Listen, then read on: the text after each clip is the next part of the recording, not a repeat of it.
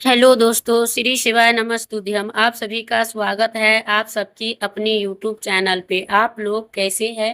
ठीक होंगे, स्वस्थ होंगे और बढ़िया ही होंगे। दोस्तों, वीडियो को बिल्कुल लास्ट तक देखिए। वीडियो अच्छी लगी तो वीडियो को लाइक करिए, चैनल को सब्सक्राइब करिए और लास्ट तक बने रहिए। जो मेरी न्यू भाई बहन हमसे जुड़े हुए हैं, उनसे रिक्वेस्ट है कि वीडियो को अंत तक देखिए ताकि उनका नोटिफिकेशन सबसे पहले आप तक को पहुंचे। तो आप लोगों को नवरात्रि होने वाली है शुरू, तो नवरात्रि में फौरन से हटा दीजिए, यानी कि ये जो चीजें हैं ये, नहीं तो घर हो जाएगा बर्बाद। तो दोस्तों, आप लोगों को स्किप नहीं करनी है और वीडियो को बिल्कुल लास्ट और एंड तक को देखना है और समझना है। और कहीं से स्किप करेंगे तो आप अगर ये गलती कर रहे हो तो फिर आपके लिए जो है ये बहुत ही भारी नुकसान उठाना पड़ सकता है। तो इसलिए दोस्तों, आप लोग स्किप करके नहीं देखिएगा और वीडियो को लास्ट तक देखिएगा। और वीडियो जहां से आपको अच्छी लगी तो लाइक करिए, चैनल को सब्सक्राइब करिए और अंत तक बने रहिए। तो जो मेरा न्यू भाई बहन है तो उससे और माता रानी उसी भक्तों पे आशीर्वाद बनाए रखते हैं। और नवरात्रि आने से पहले भक्तों 5 राशि जो है उन पे जो है कंगाली या बढ़िया होने वाली है, शुभ और मंगल कार्य मानी जाती है।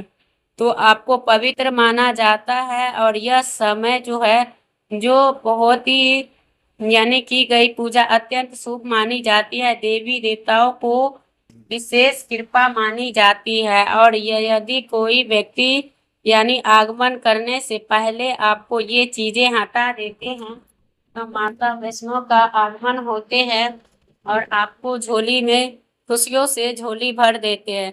सर्दी नवरात्रि आने से पहले हटा दीजिए 5 चीजें। तो आपको है सलाह देने के लिए, तो आप इस चीज को मानो या ना मानो वो आपकी मर्जी है। अगर आपने ये चीज मान लिए तो आपको जो सारे चीजें पूरी हो जाएंगे। तो अगर आपके घर में ये चीजें होती है तो आपको ये चीज से बचना चाहिए। और चाहे कितना पूजा पाठ कर लो, माता लक्ष्मी उनके घर से यानी दूर हो जाते हैं।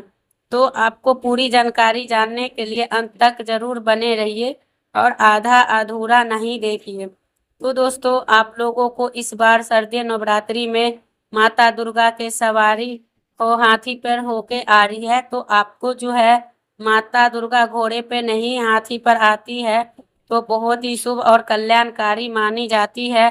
यह सुखमय हो जाता है और पूजा पाठ का पूर्ण लाभ मिलता है, मन से सुकून मिलते हैं। माता वैष्णो आप पे कृपा बरसाते हैं 9 दिनों पे, चलेगी ना एक दिन कम ना एक दिन ज्यादा। तो आपको 9 दिनों का अर्चना की जाएगी। तो खास तौर पे माता सीतावादी की पूजा किया जाएगा, तो आप लोग जरूर से करिएगा। और 1 अक्टूबर का अंतिम पूजा होगा और एक दिन जो है विजयदशमी की मनाई जाएगी। आप नवरात्रि का व्रत रखते हैं तो अगर नहीं रखते तो आपको क्या खाना चाहिए? ऐसी चीजें हैं जो आपको भूल के भी नहीं खानी चाहिए। चलिए साथ ही एक चीज बताने वाली है जो सर्दी नवरात्रि में आपको करना चाहिए, का आशीर्वाद जानेंगे। अगर कोई भी महिलाएं ऐसे 5 कामों को सर्दी नवरात्रि में करते हैं तो उसे पूरे 9 दिन के पूजा अर्चना व्रत साधना उपासना सभी कुछ व्यर्थ हो जाती है। तो आपको जो है ये चीज करने का सामना करना पड़ सकता है। तो आपको अपने और अपने संपूर्ण परिवार के साथ करना चाहिए और पूरा जरूर देख के जाना। अगर आपने बीच बीच में से काट काट कर देखा या भाग भाग कर देखा तो हो सकता है कि आपको नवरात्रि के आस्था यानी कि समझ में भी नहीं आएंगे और माता रानी आप पे कृपा भी करने के जगह क्रोध हो जाएंगी। तो आप अपने हाजिरी माता जी के चरणों में जरूर लगाइए। तो हर लोग को मतलब देवी की अलग अलग स्वरूप पे पूजा करनी चाहिए और उनकी अलग अलग आशीर्वाद भी पाना होता है। और अलग अलग भोग होते हैं, अलग अलग वस्त्र होते हैं। तो इन सारे चीज़ों को फॉलो करना चाहिए और अच्छी तरह से मंदिर की सफाई कर लीजिए। अगर पहले से पुरानी मालाएं हैं या चुन्नी है या माचिस की डिब्बी है उनको फेंक दीजिए और जो खंडित मूर्ति है उनको हटा दीजिए। और नवरात्रि के दौरान उनके स्वास्थ्य के खतरा हो सकते हैं और अधिक शक्ति की जरूरत होती है। माता शेरे वाली की कांच के फ्रेम के हैं तो उनको भी बदलवा दे। ऐसी जब तस्वीर को भी यानी विसर्जन कर दे तो आपको श्रद्धा भक्ति व्रत को जो है वो खंडित हो जाता है। भक्तों, आपको ये जानकारी जानने से रिक्वेस्ट करते हैं, चैनल पर नए हैं तो चैनल को सब्सक्राइब जरूर करें। साथ ही आपको भक्तों सच्चे श्रद्धा भक्ति से करें और माँ लक्ष्मी के लिए एक लाइक तो बनता ही है। सर्दी नवरात्रि के लिए बहुत ही पवित्र होते हैं। 9 दिनों में साफ सुथरा और पवित्र रखना अति शुभ होता है और 9 दिनों में ब्रह्मचर्य का पालन भी करना है। तो नवरात्रि और पुरुष को शारीरिक संबंध मनाने से बचना चाहिए और तामसिक भोजन भी नहीं करना चाहिए। और माता के 9 दिन को नवरात्रि में यानी सब कुछ से दूर रहना चाहिए, चाहे नशा हो चाहे मछली अंडा जो भी हो। तो आपके सारे चीज़ों को यानी कि इग्नोर करना चाहिए। और घर पे जो लोग ये चीज़ें रखते हैं शास्त्रों के अनुसार वो 9 दिनों तक माता रानी अपने भक्तों के घर में निवास करती है। अगर आप भी जानते हैं निवास करना चाहते हैं माता रानी का तो आप नवरात्रि शुरू होने से पहले ही अपने घर से प्याज लहसुन सब कुछ को बाहर निकाल दें और अपने घर के साफ रखें। और इन चीज के हटाने से पहले गंगा जल की छिड़काव करें। और भगवान श्री कृष्ण कहते हैं बगैर गंगा जल छिड़काव करने से कोई चीज का यानी शुभता नहीं होती है। अगर आपके घर में गंगा जल नहीं हो तो आप मार्केट से भी मंगवा सकते हैं। तो यही चीज है दोस्तों। और बहुत जगह यानी कि आप सब चाहो तो फ्लिपकार्ट मीशो सारे जगह सारे ऐप पे भी मिलते हैं तो इन चीज को मंगा सकते हो। तो मार्केट से भी मंगा सकते हैं। वो छिड़काव करें और वातावरण भी पवित्र हो जाते हैं, नकारात्मक ऊर्जा भी नष्ट हो जाएंगे। जिस घर में वातावरण पवित्र होता है नकारात्मक ऊर्जा नहीं होती वहाँ माता रानी के सदैव कृपा होते हैं। और अच्छी तरह से सफाई कर ले। जो घर में फटे पुराने कपड़े हैं जो भी घर में यानी बेकार कपड़े पड़े हैं उन्हें गंदगी न करे और उनको दीप जलाकर और स्वच्छ रखे। सर्दी नवरात्रि में माता के आगमन करने के लिए जरूर सजाना चाहिए। माता आकर्षित होती है और द्वार पे यानी कि फूलों से सजाना चाहिए। और ऐसे कई लोगों हैं चौकी के कागज लगा के मनाते हैं। चौकी के लिए आपको लाल कपड़ा या साथ ही सफेद, जैसे बहुत सारे लोग काला या सफेद बिछाते हैं तो उससे भी नकारात्मक हो सकता है। और आपके घर में जो चित्र है उसे पवित्र में भगवानी की विसर्जन कर दे। और जो देवी देवताओं को खंडित मूर्तियां हैं तो उन्हें को नहीं रखें और उन्हें नहीं रखना उसे अशुभ माना जाता है।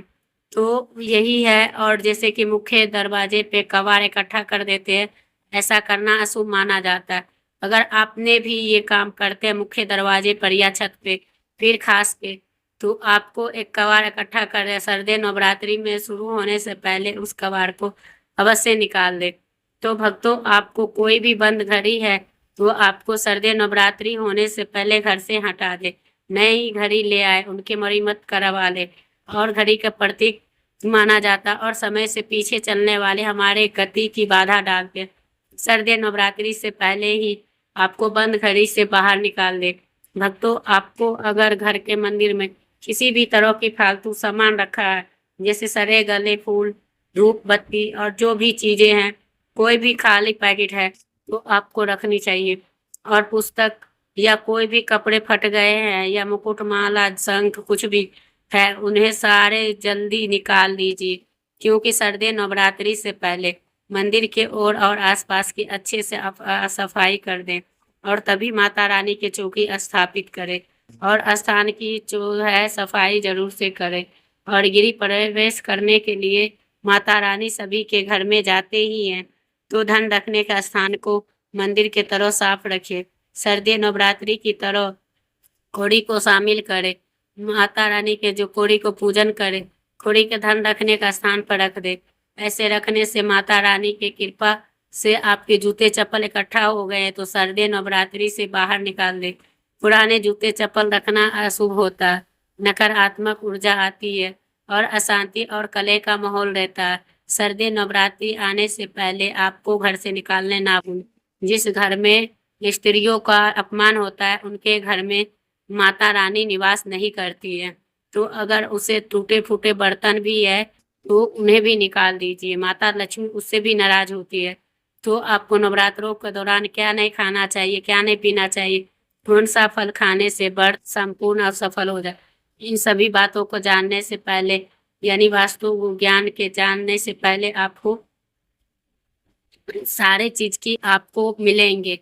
तो वही ज्ञान आपको इसमें वास्तु ज्ञान ही रहता है दोस्तों, जो कि आप सभी को कई फ़ायदे होते हैं। और भगवान के फ़ायदे में सेब आदि ज़रूर यानी करते हैं। केला और आपको संतरा, तरबूज, मीठे अंगूर की ज़रूर खानी चाहिए। इन सारे चीज़ों से आपको वक़्त की यानी फल की फ़ायदा मिलते हैं और नवरात्रों के दिन में सीताफल भी ज़रूर खाना चाहिए। 5 से 10 बीमारी है वो ख़त्म हो जाते हैं। नवरात्रों के दिन में सीताफल का प्रवेश होना बड़ा ही शुभ माना गया है। सीताफल खाने से बहुत ही यानी शुभ होते हैं। माता सीता और राम भगवान का आशीर्वाद मिला हुआ होता है और सीताफल खाते उससे दुखों को सामना नहीं करना पड़ता है। सीताफल ज़रूर से खाना चाहिए। नवरात्रि के 9 दिनों समर्पित होते हैं। 9 दिनों में माता रानी के अलग-अलग स्वरूपों को पूजा किए जाते हैं। नवरात्रि में जो अलग-अलग स्वरूप की पूजा करते हैं, तो अर्पित करते हैं। तो क्या आप जानते हैं कि कुछ ऐसी वस्तुएं हैं जिन्हें नवरात्रि के दौरान भूलकर भी अर्पित नहीं करना चाहिए। इन वस्तुओं को अगर आपने गलती से अर्पित कर देते हैं, तो व्रत और पूजन का पूर्ण लाभ नहीं मिलेगा। इसलिए माता रानी के आशीर्वाद यानी प्राप्त करने के लिए कौन-सी वस्तुएं हैं जो आपको पूजा में यानी नहीं करनी चाहिए। तो आपको प्यारा-सा एक लाइक करनी है और कमेंट में जय माता दी ज़रूर लिखिए। तो आपको ज़रूर करना चाहिए और सबसे पहले जानेंगे शादीशुदा महिलाओं को सफ़ेद कलर के नहीं पूजा पाठ करना चाहिए। साथ ही काले भी पहन के नहीं करना चाहिए, जिससे पूजा और व्रत भी खंडित हो जाते हैं। सफ़ेद और उससे शुभ होते हैं। तो आप जब भी लगाएं तो उसके पीछे जो भी न लगाए हैं, तो आपको ऐसे नहीं करना चाहिए। सर्दी नवरात्रि में 9 धारी यानी कि चौकी के आगे ही लगाना चाहिए। नवरात्रि में चौकी स्थापित की है, जवारे बोए हैं, नवरात्रि को उसमें अकेला नहीं छोड़ना चाहिए और उससे दुर्गा माता नाराज हो जाती है, हमेशा के लिए चली जाती है। दूसरे धर्म है नारियल। नारियल समृद्धि की श्रद्धा होती है और नारियल को श्रीफल कहा जाता है और सुख समृद्धि की वृद्धि करना जाने वाला होता है। तो आपको ये महत्व होते हैं और सभी लोग माता रानी के कई मंदिरों में जो है इनको करना चाहिए और नारियल का इस्तेमाल भी किया जाता है। कलश के स्थापना भी नारियल से ही किया जाता है और नारियल इस्तेमाल करने से कुछ गलतियां कर पाते हैं, जैसे कि कई प्रकार का नारियल होता है, एक सूखा, एक हरा, एक कोई नारियल का अंदर पानी होता है जटा वाली, सदैव उन्हीं को चढ़ाए। और क्योंकि इस बात का ध्यान भी रखें कि पूर्ण होना चाहिए, नारियल टूटा या चटका हुआ नहीं चाहिए। साबुत नारियल ही पूर्णता और संपूर्ण होता है। तो आपको जो है नारियल जो है श्रीफल यानी माँ लक्ष्मी का फल कहा जाता है। तो यानी कि पानी वाला नारियल का कलश स्थापन करना चाहिए और कलश के ऊपर लेटा कर रखना चाहिए। घट स्थापना करते समय कभी खड़ा करके नहीं रखा जाता। लाल कपड़ा में लपेट कर और कलश के ऊपर स्थापित करें। महिलाएं माता रानी को अर्पित कर सकते, कभी भी माता रानी के सामने तोड़ना नहीं चाहिए नारियल को। महिलाएं संतान को जन्म देती है, एक बीज के रूप में पैदा करती है, इसलिए महिलाओं को नारियल नहीं तोड़नी चाहिए। अगर यदि कोई महिलाएं नारियल तोड़ती है तो उसके गर्भवास से या उसके संतान के कई समस्या आ सकती है। पूरी नवरात्रि में करना चाहिए तो सदैव माता रानी की कृपा बने रहे। सर्दी नवरात्रि में पूजन तो किए जाते हैं नवरात्रि में और महत्व होता है कन्या पूजन का, तो आपको करना चाहिए। और माता रानी इतना पसंद नहीं होती है, तो आपको छोटी छोटी कन्याओं को स्वरूप माना जाता है और भोग लगाया जाता है और पसंद किया जाता है। बदले में उनसे आशीर्वाद मांगा। दोस्तों यहीं पे करूंगी वीडियो का एंड, फिर मिलते हैं नया वीडियो के साथ। जब तक के लिए श्री शिवाय नमस्तुभ्यम।